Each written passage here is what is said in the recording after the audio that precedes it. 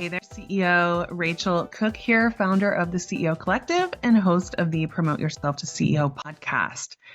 Today, I'm going to talk about something that is so crucially important for women entrepreneurs and small business owners, but it's something that we tend to hesitate to create for ourselves, and that is a real support system.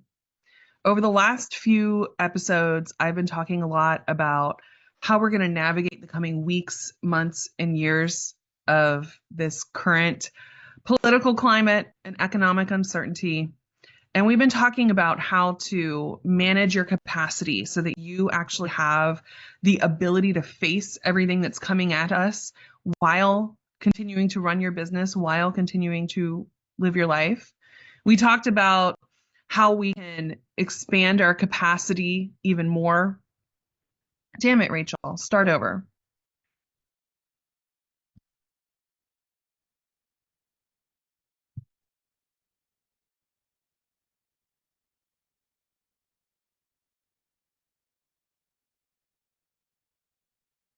Hey there, CEO. Racheal Cook here, founder of the CEO Collective and host of the Promote Yourself to CEO podcast. Over the last few episodes, we've been talking a lot about how we're going to navigate this current climate of political chaos and economic uncertainty, because we have not just weeks or months ahead, but likely years of things being unpredictable. And I want to make sure that as small business owners, we are all equipped to face it. We are equipped to handle it head on, and that we're still able to thrive as small business owners. So if you've been following along, in the last few episodes, we talked about how to manage your capacity, how to increase your capacity, how to make sure you're caring for your nervous system, getting enough rest, leveraging your Thrive list, and taking great care of yourself. Again, so that you have the capacity to take care of business and to take care of your family.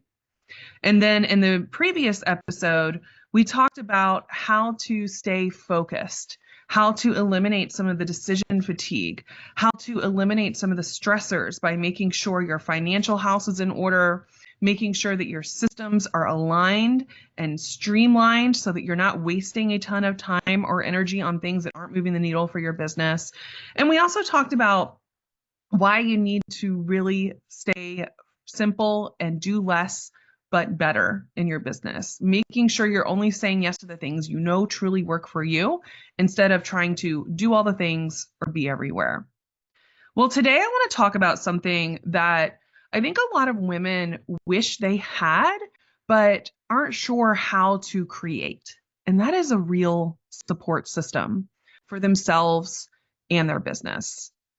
When I talk to women entrepreneurs, I know that a lot of women feel very alone in this entrepreneurial journey. A lot of women entrepreneurs go off on their own to start their own businesses and might be the first person in their family to start a business, might be the only one in their friend group to start a business. It's often the case that they don't know many other people who are doing this thing called entrepreneurship. And it creates a sense of isolation. It creates the sense of I'm all on my own. And that's really, really exhausting and honestly hard long term.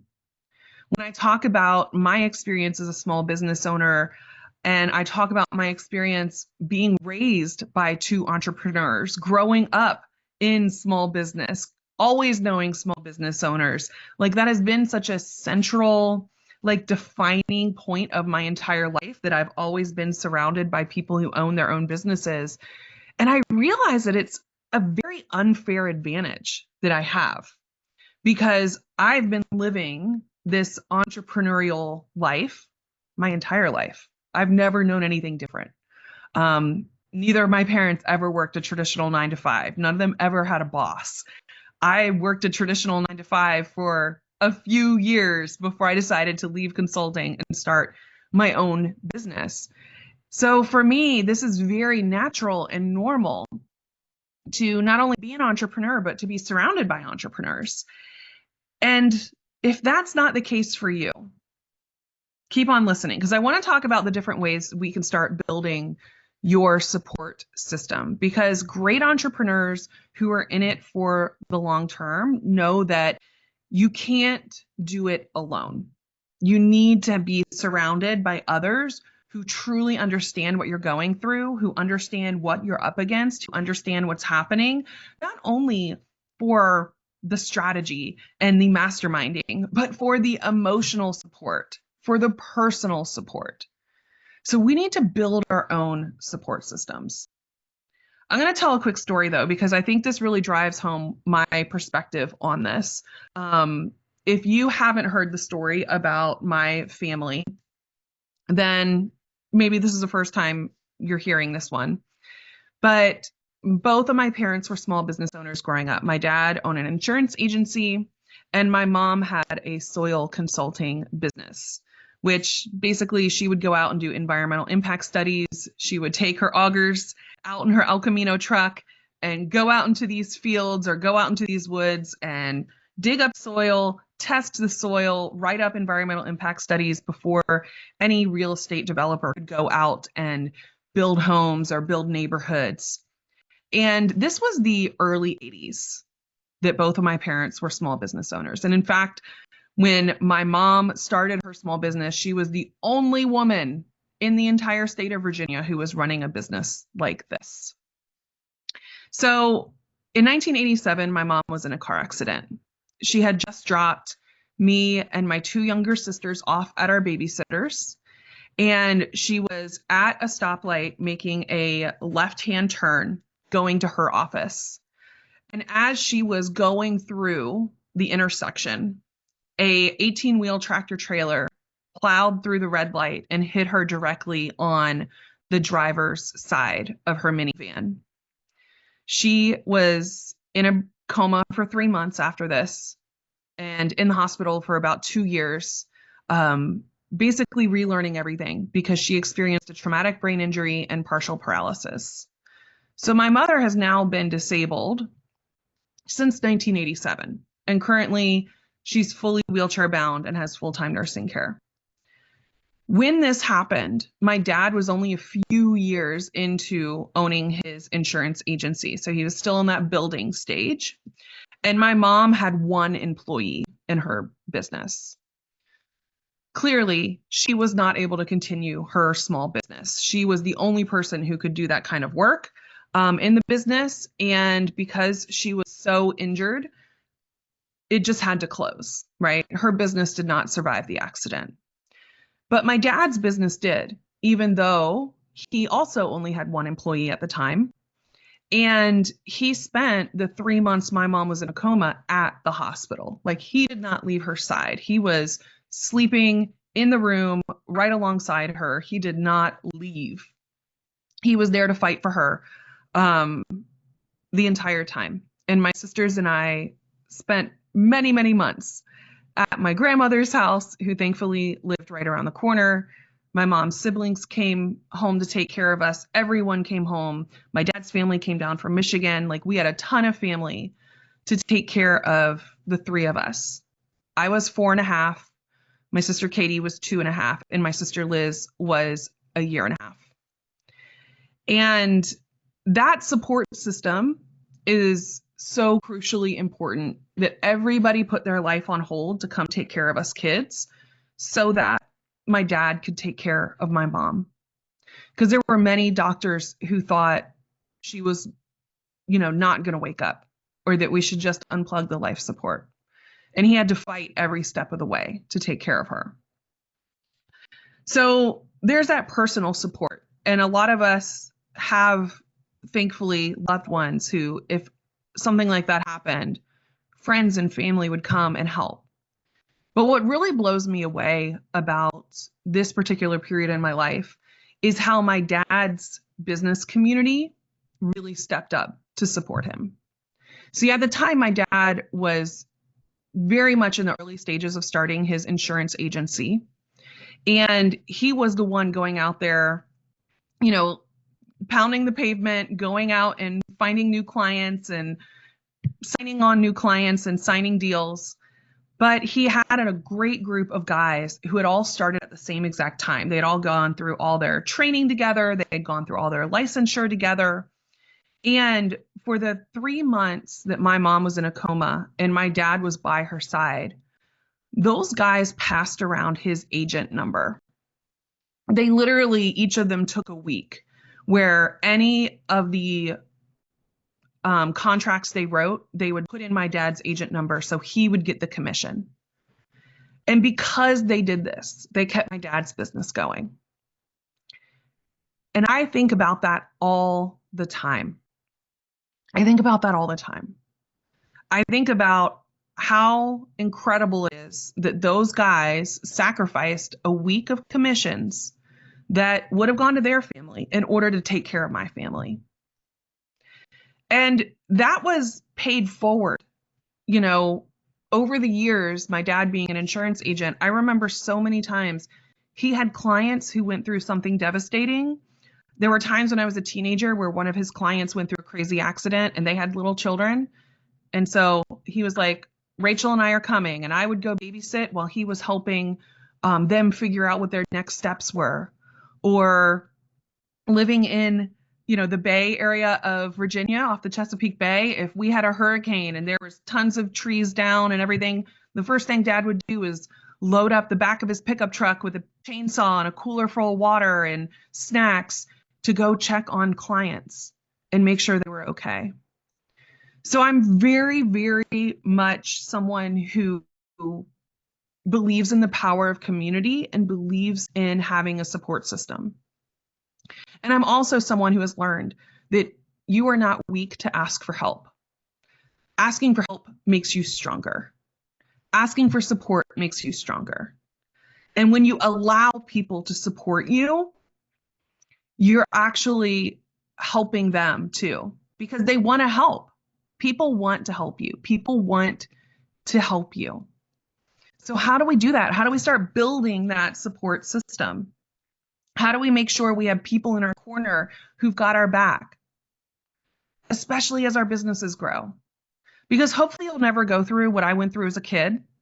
And in my decades of running my own business, I've never gone through something that extreme, but I have gone through periods of needing to lean on my team when I had to step in and take over my mom's nursing care. It was because I had to put my dad in rehab.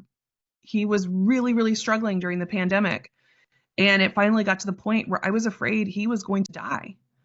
And the only way was going to be to put him in rehab and for me to take the next 3 months to basically go stay with my mom, find all new nursing care, take over everything.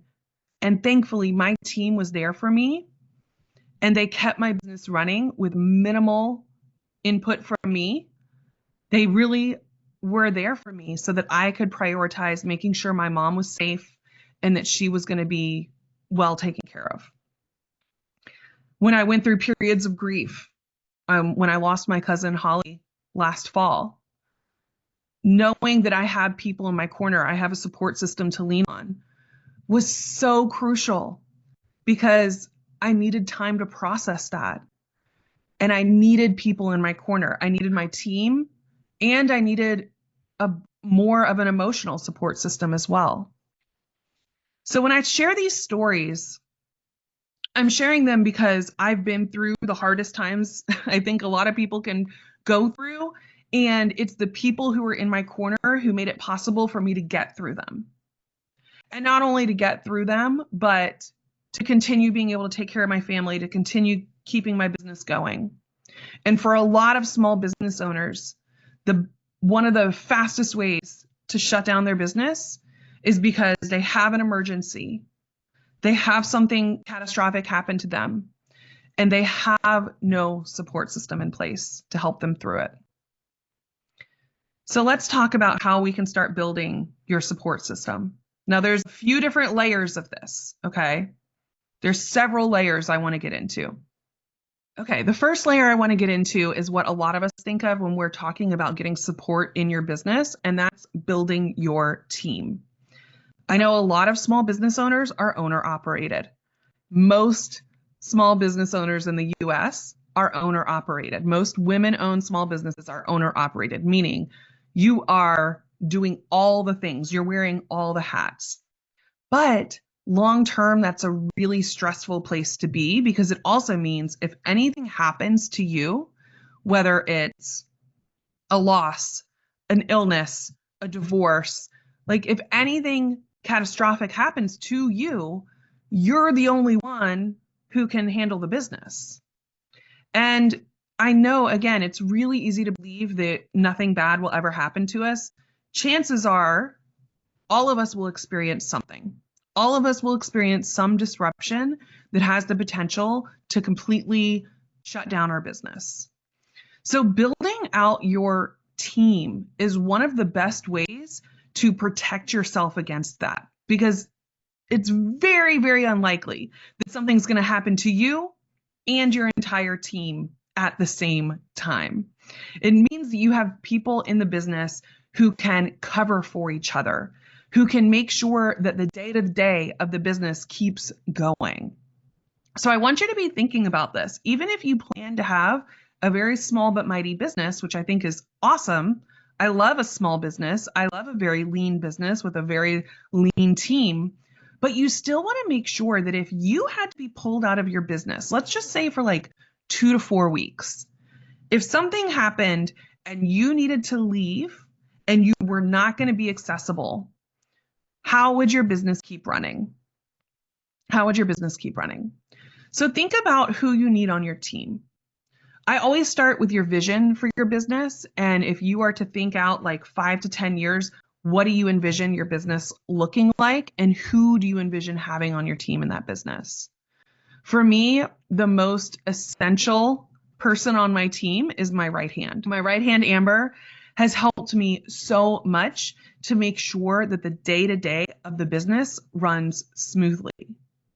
They handle all of the administrative tasks, all of the, managing financials tasks. So making sure that all of the payments come through, tracking payments, tracking invoices, all of those types of things. They make sure our clients have access to everything they need to have access to. So all of that can happen even when I'm not available. They can manage the administrative, they can manage all of the billing and invoicing, they can manage all of the day-to-day in the business. They can handle keeping all of the marketing system and the sales system and delivery system as well. And this is something that you build out over time, is having somebody who can make sure that your marketing keeps going, your sales keep going, and your delivery keeps going. If anything, it's great to have somebody who is able to step in and be a buffer between you and your community and your clients in the event that you need to step out of your business for a short period of time. If you have someone who can step in and rebook your clients or reschedule people or can answer questions and keep things moving along. So I always love having at least one person in your business who's your right hand, who can be kind of the buffer between your clients and your community and you. They can keep the admin going, the administrative, the day-to-day operations going in your business. And as you get the systems built out, they can keep some of the basic marketing going, make sure that as sales come in, those people are taken care of, and make sure that your current clients are taken care of if you have an emergency. For me, that is such a huge relief, knowing that we have that kind of contingency plan to make sure that if anything happened in the business that was unexpected, my team can keep things going for me very, very easily. And in fact, we've built this out in our systems. In all of our systems, including scheduling for clients, including the delivery of the CEO Collective or the CEO Retreat or anything we have contingency plans in place. If this happens, then this is the next person who's going to handle that. So let's say I were to get incredibly ill for the CEO retreat. If I were to get ill for the CEO retreat and couldn't show up to do it, then this is who has been trained and can run the CEO retreat. We've never had to do that, but that is something I think about all the time because it does depend on my ability to show up and teach. At the CEO Collective, every week I have calls. If something comes up and I can't do my call, this is who steps in and does that call. And we have this kind of system out for anything that's client facing as well. This is also something we think about for all of our marketing systems and our sales systems. So if Racheal isn't available to do, sales calls with potential clients, then here's who does them and here's that process. They've been trained, they know how to step in. If I'm not available to create new content or to post new things on the podcast, which is my core marketing channel, here's what happens. Here's what that process looks like. So because we've built that out and we've kind of built out some contingency planning, it makes it so much easier and it eliminates the stress that everything falls on me. And it allows me to step out of the business for a few weeks or even a few months if I needed to, and know that my clients will be taken care of, my community will be taken care of, marketing will continue, sales will continue, everybody will continue getting, what they have signed up for. And there's not going to be a disruption in that level of service. That is such a huge relief to me. It's such a huge relief to me. So that's one layer of support system, is just knowing that your business can keep on going even if you need to step out of it for a little bit. So let's talk about the next two layers of the support systems. Okay, the next layer of your support system is building out your home team. This is something that, again, I think a lot of women really struggle with because we believe we have to do it all ourselves. And the research shows that this is pretty true. Women disproportionately take on all of the mental and emotional labor of running the household. And even if you have the most equitable husband on the planet or equitable partner on the planet and you try to balance things out, when things are stressful, if someone's sick, it can really start to fall apart very quickly. It should be no surprise to anybody here that I love using systems at home. I systematize running my life just like I systematize running my business. And so basically anything that we are doing on a regular basis, I make sure we have essentially an SOP for it. And my husband and I sit down and decide who is going to be responsible for what. If you have never heard of the book Fair Play by Eve Rodsky, highly, highly, highly recommend. It was one of the first books that really helped me illustrate to my husband the mental load that I was taking on. Because even though he's incredibly helpful, I was still responsible for seeing that something needed to be done and bringing it up and giving him the to-do list, right? So I had to find a way for him to start to see and understand all the things that needed to happen. That book was really, really powerful. There's a whole process behind what she does with the Fair Play system. But we decided that we needed to sit down and look through all the things that are happening on a recurring basis in our life, and we need a system for it, and we need to decide who's in charge of that system. So there's a lot that happens in the day-to-day that I no longer do. I have to say, I'm kind of spoiled. I have a stay-at-home husband who is an amazing cook, and he handles all of the day-to-day stuff here at the house. And now that my kids are older, they also handle a lot of the day. They handle their own laundry, they handle cleaning their own bathroom, they handle cleaning their own rooms, they handle feeding themselves. That makes it so much easier. When they were little, it was such a grind to keep up with all of that. So I'm really grateful that we have all of those things. But we looked through everything going on in our life, and we had to get really clear about, okay, what is the standard of care that we both can agree on? And just like your SOPs are saying, here's the standards we have, that's what we're talking about for the home front, right? On your home success team, you want to think about what's the standard of care? What's the standard of care for housekeeping? What's the standard of care for laundry? What's the standard of care for meal planning? What's the standard of care for lawn care and maintenance? What about managing all the mail that comes in and managing our bills? What about home maintenance? What about van maintenance? Now, amazingly, a lot of this stuff is pretty repetitive, right? So if you can decide on what the standard of care is and then decide who's responsible for it, then you can, just like in your business, you can give ownership over those particular roles. So in my family, we decided that I'm going to do more of the bigger picture planning and management, and Jameson's going to do more of the day-to-day planning and management.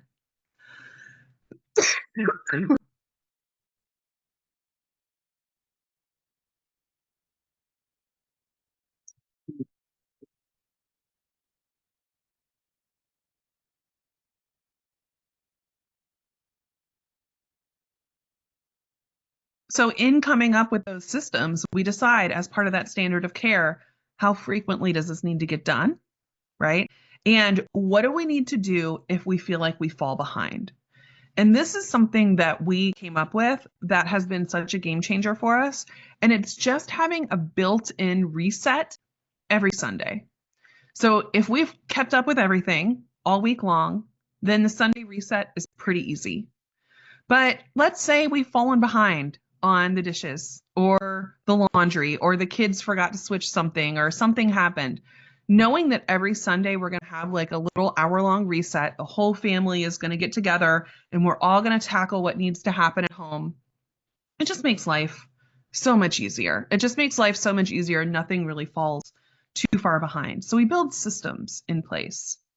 We also look for how else can we reclaim our time, because it doesn't make sense for me or Jameson to spend all of our time doing these things. So if you can figure out a way to automate some of these things, that can be a major help. I automate as much as I can at home. And that might sound strange to you. You might be thinking, well, I can't automate stuff at home. You can. I automate all the medication and supplements that I need. I have it all on auto ship. It just comes to me every 90 days. And because I have it set up on auto ship, I don't ever have to worry about running out. I auto ship all of our household essentials, things like toilet paper, hand soap, paper towels. These are things that we need on a regular basis. And so I just put them all up on an auto ship, and it just eliminates something else to think about. It takes a little bit more off the mental load. I auto ship all of my personal care products. So if you're anything like me, you find the skincare stuff you like, the makeup you like, whatever it is, auto ship that stuff. Stop worrying about running out. Instead, just set it up however frequently you need it to show up for yourself and auto ship it. I do this also for all of my mom's stuff. If anybody has elderly parents, I highly recommend getting them set up on auto ship. So I have all of my mom's medical supplies are on auto ship, all of her medicines are on auto ship, any supplements she needs, like anything she needs on an ongoing basis, I just have it automated because it takes the stress out and I don't have to be thinking about it. I'm also, a little over an hour away from her, so I don't have to go check inventory. I was always like, I'd rather have a back stash of things instead of running out. You can automate your bills and automate your savings and automate your investments. Automating these things takes the stress out. For me, knowing every month all of those things are getting automatically paid, it's one less thing that I'm worried about. I also automate every summer, we automate things like our lawn care coming or any outside maintenance coming. I just sign contracts with those guys. So I don't ever have to stress about it. It's one less thing that I'm having to keep up with and I'm having to think about. And the final thing when it comes to reclaiming your time, when it comes to your home, is coming up with like a weekly reset or a monthly reset. This is really helpful. I keep these types of lists in my phone notes. They're shared notes between everybody in the family. And that way, at the end of the month, at the end of the week, we can all do a quick reset and we know that everything is back to like zero. We don't have any overflow of stuff. So I know that's a lot of stuff for the home team here, but I do find that that is a major area of stress for a lot of us. It takes up a lot of our bandwidth. It takes up a lot of our capacity. And if we can streamline it, if we can automate things, if we can outsource a few things, I mean, I would love to have a full-time house manager and a full-time chef, but since I don't have those things, I need to be thinking about how I can streamline and simplify those things, right? Put it on a schedule, create an SOP, decide the standard of care, and ask for help. As your kids get older, they can support you, your partner can help you, And if you simply need to hire out some help, hire out some help. Just ask for the help. There were a lot of times when the kids were very, very little where we would bring in people to help quite a bit because with twins, it was a lot to manage. And there's nothing wrong with finding help if you need it. Some of my favorite places to get local help, if you've not looked on Thumbtack, is a great place. Nextdoor app is a great place. My neighborhood has a Facebook group that is very active and often, shares referrals back and forth. It is where we have found housekeepers, gardeners, people to do the lawn, people to do little handyman fixing type of things around the house. Ask for help. Don't let it just snowball on you. You might be amazed that it's actually very accessible and affordable to get some support at home and free up that bandwidth for yourself. Okay, the final thing I want to talk about here on the success team is your personal success team. And this is really something that I have been thinking about more than ever before, probably the last 5 or 6 years, I think.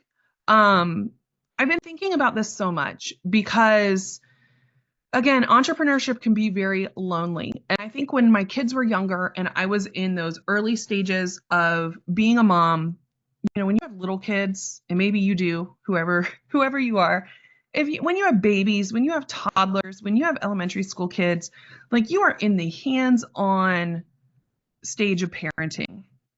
And it's really hard to find time for yourself. It feels like you're just totally immersed in parenting and kids and all the family stuff. You're running them to all of their kid activities. I was always at the dance studio or soccer practice or Boy Scouts or Girl Scouts. And so I didn't really have a whole lot of time to cultivate my own support system, like my own emotional support system, my own friendships. And over the last few years, I've really intentionally been cultivating these. I have been intentionally thinking about who do I need in my support team who, if something came up, I could text them. If I needed to call somebody, I could phone a friend, And early on in my business, I started my business right when I got pregnant with the twins. It was about the same time. I had the twins about a year after I started the business because I got pregnant very quickly. And at first, I didn't really have a local small business community of people. I was finding people online. I was finding people on social media. And I was building relationships on social media. I was connecting on social media. I was talking to people it used to be Skype, and then it became Zoom. I was talking to people, doing video calls with people, but I didn't really have a local community. And then I started joining programs and masterminds. And so I was meeting people and really loving the time with them. But then that program would end or the mastermind would end and we would kind of fall out of touch. And there are some people I've kept in touch with who I just love so, so dearly and so much. But I probably connect with them maybe once every month or so. And so a few years ago, I really started craving real friends. It might sound so silly, but I really wanted to build real deep friendships because I felt like my only person who was there to support me emotionally was my husband. And while he's amazing, he can't be my only friend, right?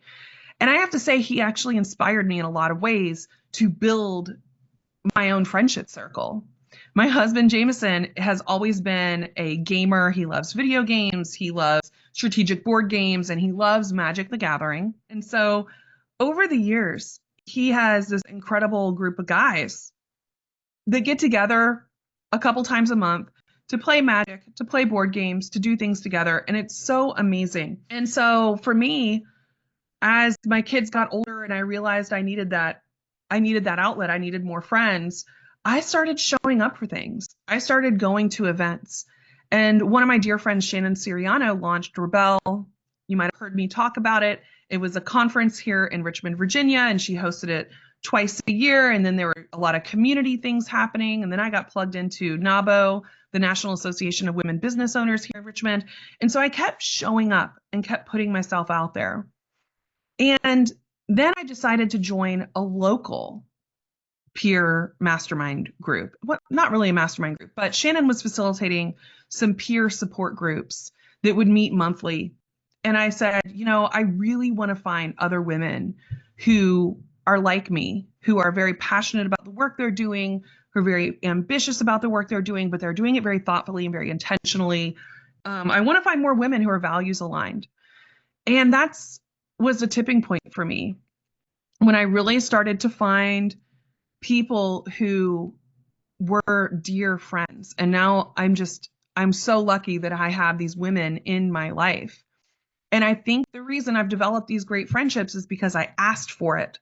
I said, just like if you were to go out, and ask your friends to set you up on a date, I asked the couple of friends I had, hey, I'm looking for more women like this, who value this, who are up for, spending quality time together, really getting to know each other.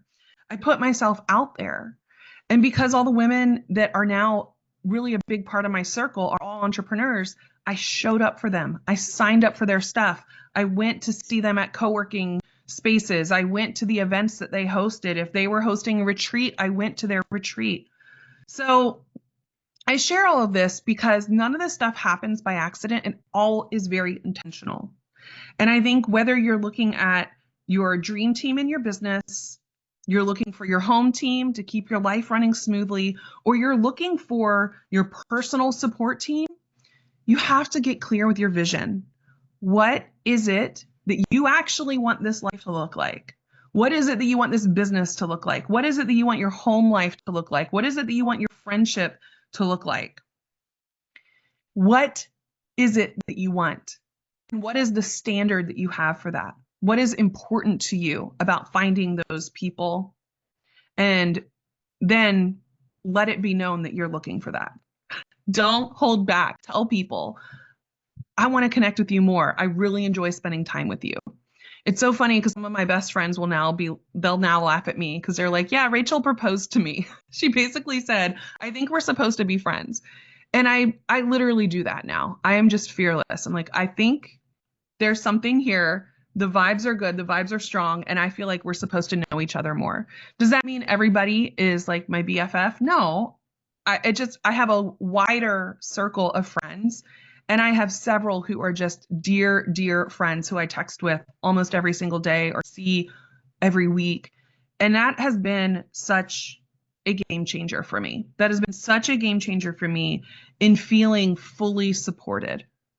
So now, no matter what happens, and over the last year, I can tell you having all of these different layers of support system, navigating the loss of my cousin was huge because my business was able to keep running when I really needed to step back and deal with my grief. My life was able to keep going because we already had systems in place and we already had, housekeepers we could reach out to or people we could ask to come help us out. We knew how to keep things going even when we were really, really struggling in grief. And I had people who were literally by my side holding my hand as I was going through this. And I can't tell you the difference it makes as a woman, as a small business owner, as a leader in the community, feeling held and supported. It takes a lot of courage, I think, to say that you want support. It takes a lot of courage to say, this is what I want things to look like. This is how I want my friendships to look. I want friends who we can go away for the weekend and have really bougie dinners and drink a lot of wine and stay up all night talking in our pajamas in the living room. I want that. And I want friends who love me so much that when I'm going through a hard time, they stop by just to check on me. I want to have that level of love and community in my life. And I think it's something that a lot of us are missing. And it really, really holds us back from being able to be our best version of ourselves.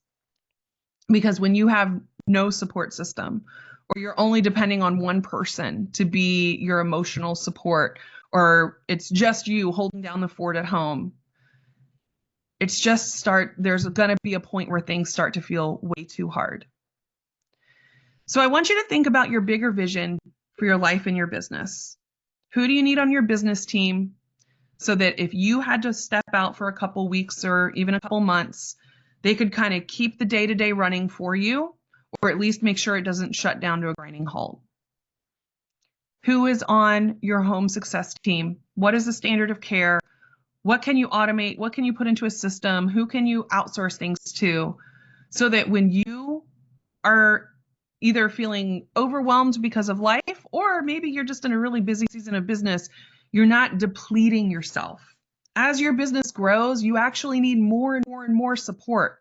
As your business grows, you need to be asking for help at home. You need to be asking for help in business. You need to be surrounding yourself with everybody who can keep you at 100%.